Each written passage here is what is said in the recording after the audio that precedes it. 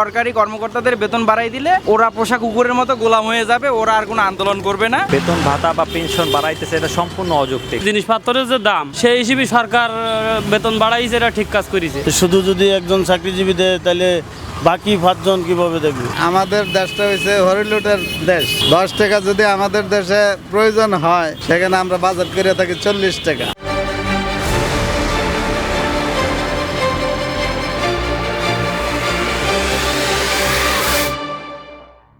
আর সরকারের এই মুহূর্তে যে এইরকম একটা সিদ্ধান্ত নিয়েছে যে সরকারি কর্মকর্তাদের বেতন বাড়াই দিলাম, মানে মূলত কাহিনীটা হলো কি যে সরকারি কর্মকর্তাদের বেতন বাড়াই দিলে ওরা পোষা কুকুরের মতো গোলাম হয়ে যাবে, ওরা আর কোনো আন্দোলন করবে না। তাই এতে দেশের মনে হয় না কোনো ভালো কিছু হবে। সাধারণ জনগণ যে নিত্য প্রয়োজনীয় জিনিসগুলো ব্যবহার করে, এই নিত্য প্রয়োজনীয় জিনিসের দাম যেভাবে বাড়তেছে, যেমন তেল কিছুদিন আগে 4 টাকা লিটার বেড়ে গেছে, প্রত্যেকটা ক্ষেত্রেই কার্ড লাগবে। আর কিছুদিন আগে দেখলাম যে হকার সব উঠাই দিল, এখন আবার কার্ডের বদলে দেখা যায় যে রাস্তার মধ্যে দাগ টানাই দিয়ে আবার সুন্দরভাবে আবার বসাই দিচ্ছে।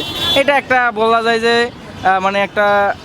মানে চাঁদা আদায়ের একটা নতুন সিস্টেম আর কি সরকারের মাথায়। বেতন ভাতা বা পেনশন বাড়াইতেছে, এটা সম্পূর্ণ অযৌক্তিক। দেশের যে পরিস্থিতি, এই বিদ্যুৎ সংকট, যে বাজার মূল্যর ঊর্ধ্বগতি, যে বিভিন্ন সমস্যায় আমরা বর্তমানে চলতেছি, এই সময় এই বাজেটটা মানুষের উপর বা দেশের উপর অনেক বড় প্রভাব বা চাপ ফেলাবে বলে আমি মনে করি। পরিকল্পনার অভাব, যেমন অন্যান্য যে শ্রেণীর মানুষজন আছে, অন্যান্য কর্মক্ষেত্রে ঠিক মতন বেতন পাচ্ছে না, বোনাস পাচ্ছে না, চাকরি পাচ্ছে না।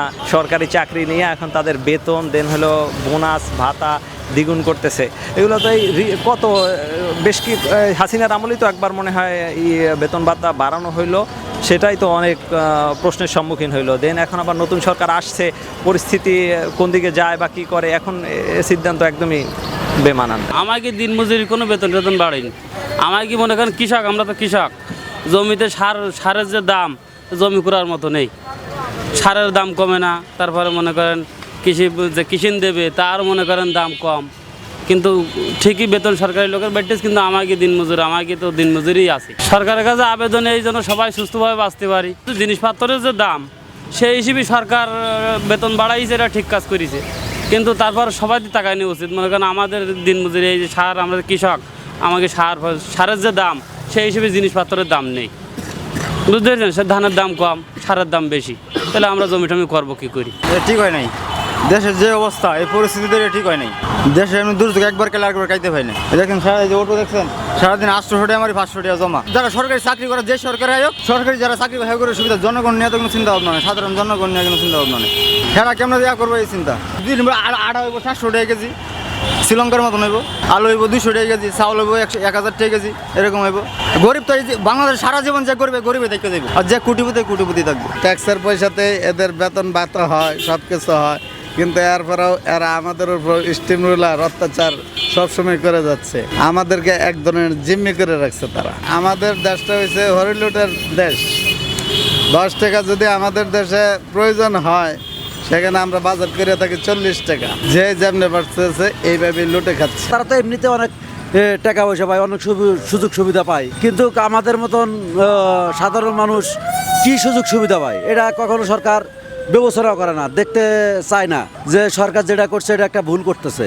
কারণ এখন দেশের যে অবস্থা, অর্থনৈতিক যে অবস্থা, এই জায়গাতে একটা ভুল ডিসিশন নিচ্ছে। আমরা যে পরিশ্রম করি, এই পরিশ্রমের টাকাই তো আমাদের এই টাকাটা তাদের বেতন অথবা ইয়ের সাথে অ্যাড করেই তাদের দেওয়া হয়। আমাদের মতো জনসাধারণ মানুষ যারা আসছে, যে 5 টাকা পাইলে আমরা পুরো পেটে ভাত খেতে পারি, এটা কখনো সরকার চেষ্টা করে না। যে গরিব মানুষ রাস্তায় ধারে পাশে 1 প্লেট ভাতের জন্য হাহাকার করছে, এটা সরকার কখনো দেখার চেষ্টা করে না। কিন্তু দেখার চেষ্টা করে সরকার এটাই, যাদের 4টা বিল্ডিং আছে, ওই 4টে বিল্ডিংয়ের লাকি আরও 4টে বিল্ডিং করে দেবে, এটাই সরকার বাস্তব দেয়।